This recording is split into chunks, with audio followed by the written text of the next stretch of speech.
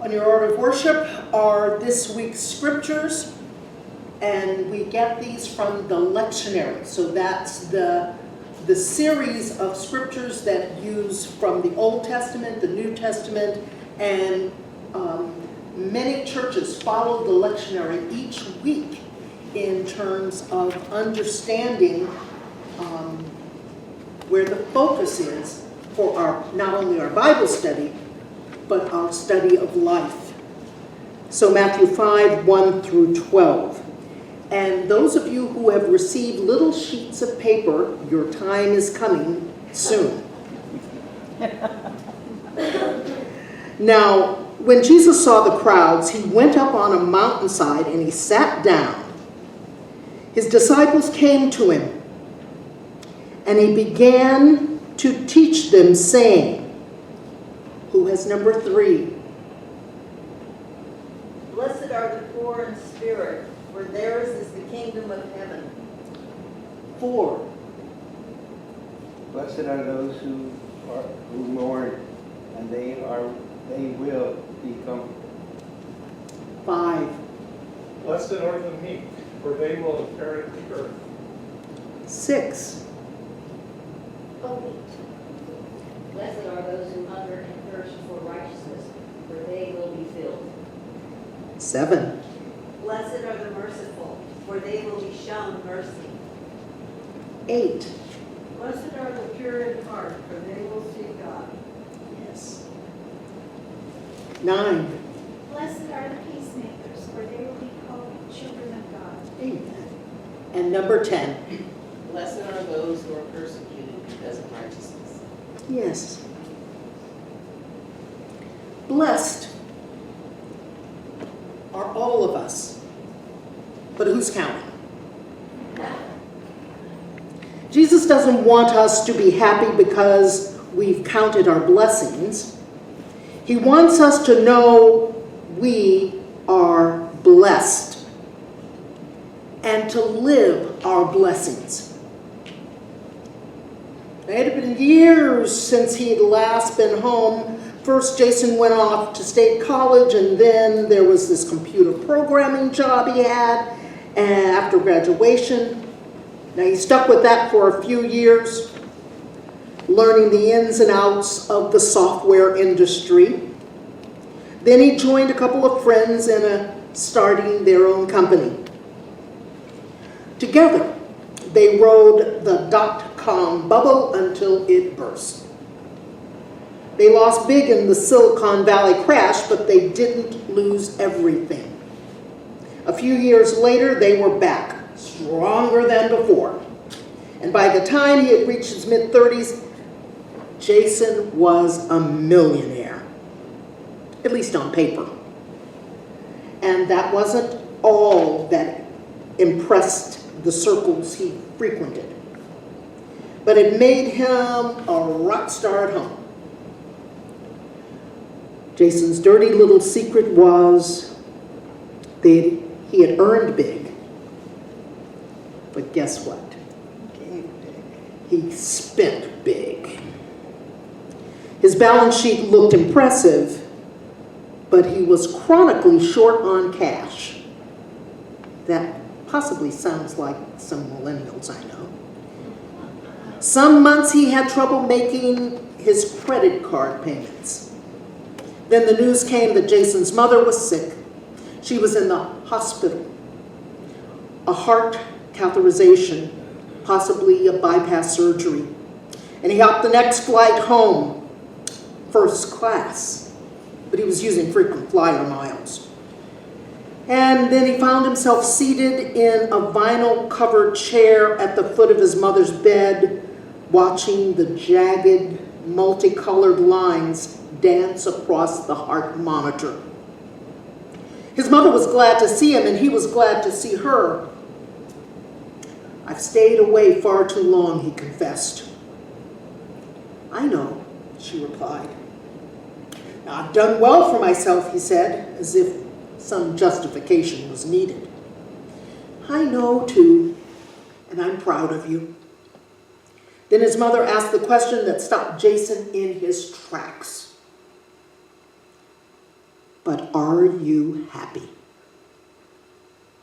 Jason realized with a shudder that he didn't know how to answer her. Now, this is a fictionalized story. Some of you may be able to relate to parts of it, but the details are real enough.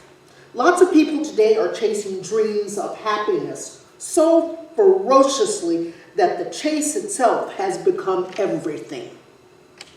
The goal is like an electric rabbit that zips around on a dog track, just ahead of the pack of greyhounds, but somehow they never catch it.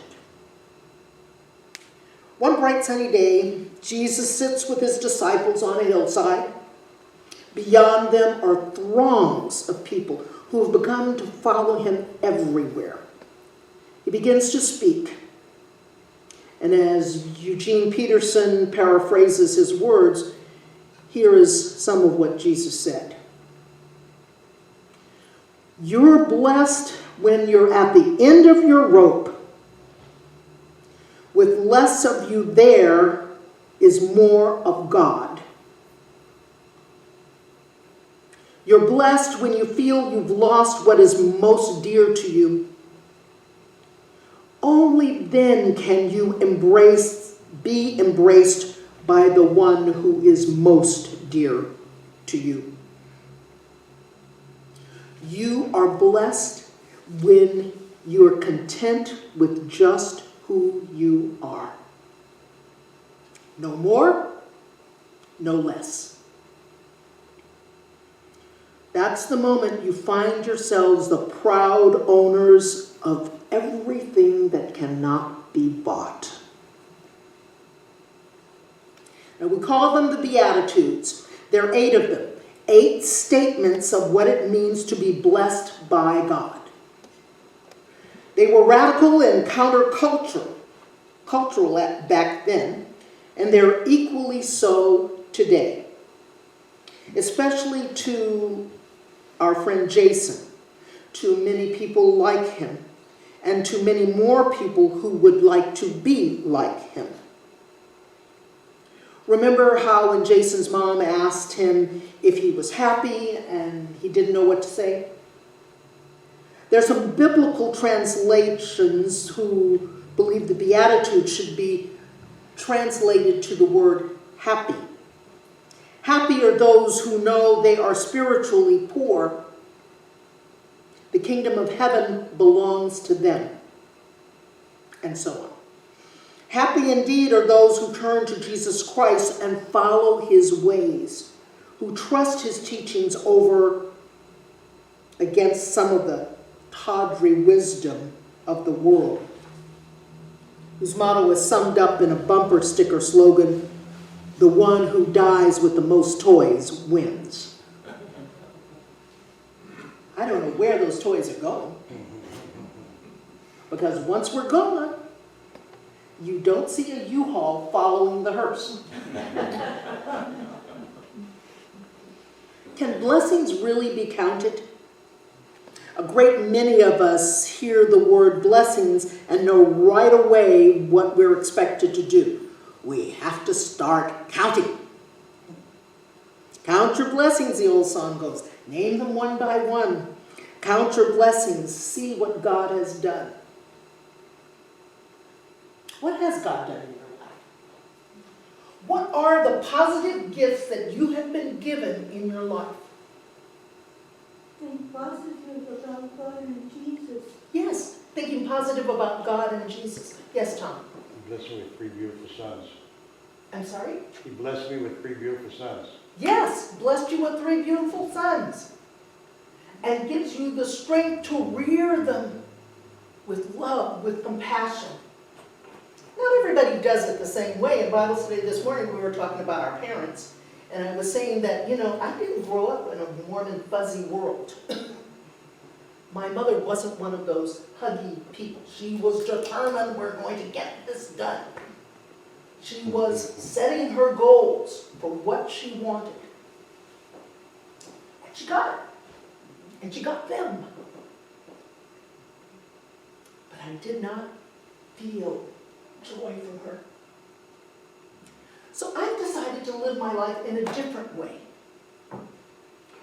In a way that is fulfilling, yet also brings joy.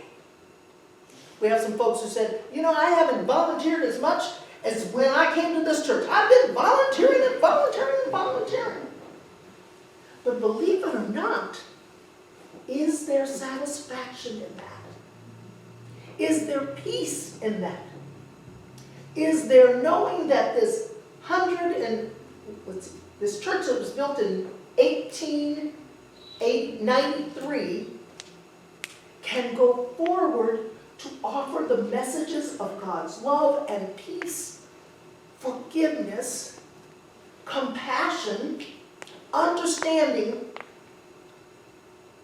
in 2045.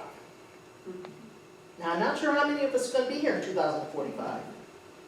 But with our work here, we will continue to be a beacon to this community. I said to folks, do you know where there are green banners around? Do you know what season we're in? We're in the growth season from Christmas. There are only 2 seasons in the Christian calendar, Christmas and Easter. And after you finish the preparation, and soon we'll be in the preparation for Easter during Lent, we will have the purple banners up. But after you finish that, and after you finish the celebration with the white banners, then we go to green. What have we learned from these different seasons? What do we learn from the scriptures that we read at home and the scriptures that are read here? There are lessons for each and every one of us, lessons that provide us healing and peace. Because God's love is all around us. And yeah, the world seems like it's an awful place, and yeah, there's crazy stuff going on, and yeah, who wants to run for office these days? Or any day. But we bless those who do, asking that they do so with care, love, compassion, and integrity. So let us pray for one another. Let us love one another. Let us support one another. Let us give thanks for one another. And be blessed. And be happy. Amen.